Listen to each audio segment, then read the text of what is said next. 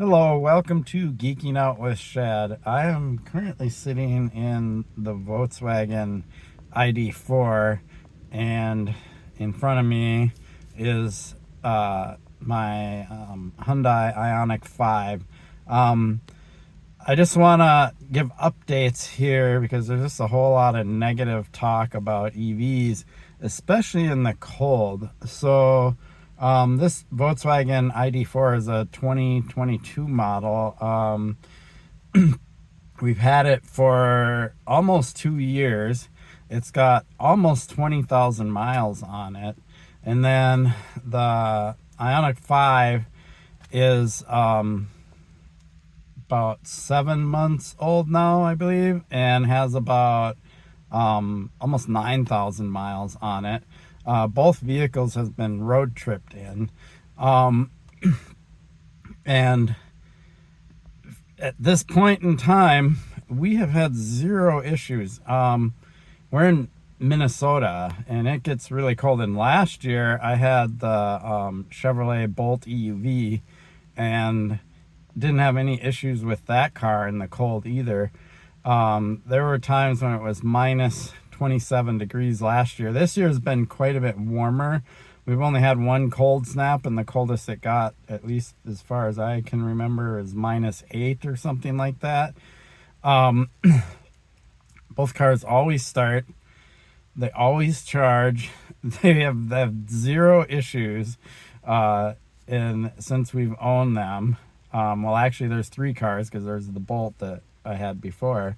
Um, so don't believe all the negative news out there about EVs, especially like them in the cold. They do lose a certain amount of range, and it really depends on what EV you have.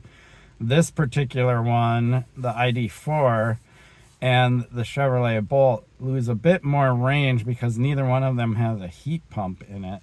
The Ioniq 5 is actually shocking how good it does in the cold because it has a heat pump and it just manages the cold way better.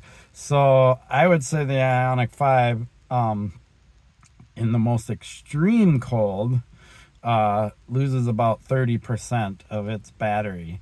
But in the most of the winter, when it's in the, you know, 20s and 30s, things like that, and especially this winter because it's been much warmer than normal, it's actually does really well.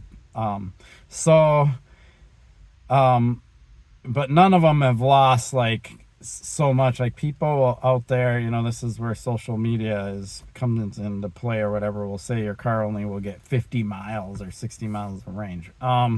If you have a EV that gets mid 200s of EPA estimated range, yeah, you're gonna still get well over 100 miles of range. And in the case of my Ioniq 5, in the extreme cold, I'm getting around 190 miles of range. So, um, yes, EVs get affected by the cold, but not to a point where they are inoperable.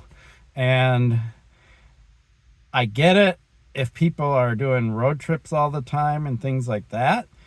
But for the most daily usage, which is what these two EVs are used for, they absolutely rock. They are so awesome. They're got a charger in the garage. Plug them in when we need to plug them in. Get them fully charged overnight.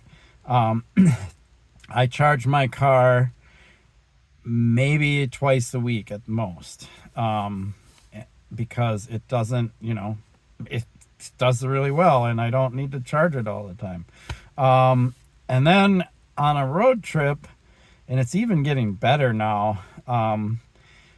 Drove this car down to Bentonville, Arkansas, from Minneapolis, Minnesota, and it was colder than expected, so it did affect the range some, but we were able to do it, and it only took us a couple hours extra to drive there versus doing it in like an ICE vehicle, and I actually didn't mind. And the fact that it was doable, and the fact that it was just a nice casual drive, hanging out, having a meal, things like that, it really didn't bother me, and that's only going to improve.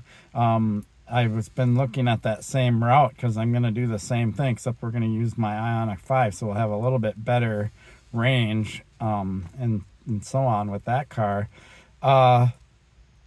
There's more charging stations, more stops, and things like that, which will make it a little more convenient, because when there's more charging stations, I can push the car closer to near the end of its battery capacity and do longer stretches.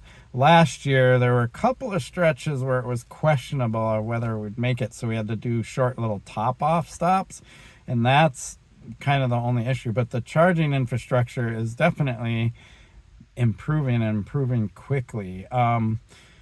Yes, there has been issues. Yes, it's not perfect, but it's not this extreme disaster that people want to make it out to be. And honestly, I'm all EV now. Like, I'm in. And I'm actually taking a trip to Cleveland here next weekend, but my car isn't big enough. If I was going by myself, I would take my Ioniq 5, but I'm bringing some friends. So we're going to rent a minivan. We're going to pack our bikes in it. There's going to be 3 of us. Couldn't do that with the Ioniq 5. Not because it's an EV, but because it's just not big enough, and a minivan is nice. But that's kind of a thing though, right? Like, if I ever do need a vehicle that has more capability, or even a pickup truck, I can get that from U-Haul if I need to do any pickup truck duties. It doesn't cost that much money, and I can do that for those rare occasions that I need a vehicle like that. So I'm all in on EVs, and it's only going to get better from here on out. The technology is going to get better, the charging infrastructure is going to improve, and it is what it is. So if you're interested in an EV, definitely do your research, but definitely don't listen to all the naysayers and the haters on social media, or even the media in general. If you do see articles from the media, don't go by the headline. Read all the way down, because they get into the actual more details further in the article. So a perfect example is like these Teslas that were stranded in Chicago during a cold snap. Well, the real story there is that it was basically 2 charging stations throughout the entire city of Chicago. It was only Teslas. There's a bunch of other EVs out there. Apparently, there's a bunch of rideshare drivers. I don't know if they're getting lease deals or how they're getting these Teslas that were new to EVs that needed to charge on this cold day. Of course, their range was impacted a little bit, and they're driving a lot, so they all needed to charge at the same time, and they overwhelmed the charging station. The cars were absolutely charging. They just weren't charging as fast as they could have been, because the drivers that were new didn't know that they should precondition the battery before they plug in and charge to get that high speed charging rate. So the issue is very different than how people are portraying it.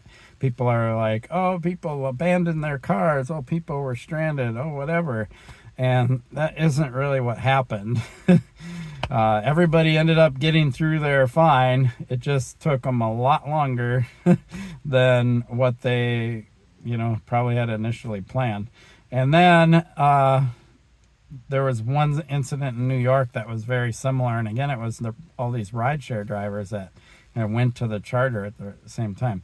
So when we think of scenarios like that, is there some room for improvement? Yes, but that doesn't mean that EVs don't work in the cold. You see all these people like saying, yeah, they don't work in the cold. They don't work, and that's not true at all. They work fine in the cold. As a matter of fact, I feel like EVs work better in the cold than ICE vehicles. Like, I literally start my car up, it starts warming up within 30 seconds. It drives just fine right away, versus an ICE vehicle. When it's really cold out, you start up and it sounds like it's gonna die. It's like, and then it'll start. And then while it's running, it's just like rattling and running really rough or whatever, and it takes like 5 minutes for it to like start actually warming up. Meanwhile, it's sitting there polluting the whole time it's doing that, and using gas and reducing your range and your fuel economy. So, you know, EVs are pretty awesome in the wintertime, believe it or not. I do believe there's still a lot of room for improvement. I'm not saying it's absolutely perfect, but it's definitely doable for most people out there for their daily driving needs. Appreciate your support for my channel. Please like and subscribe. Peace.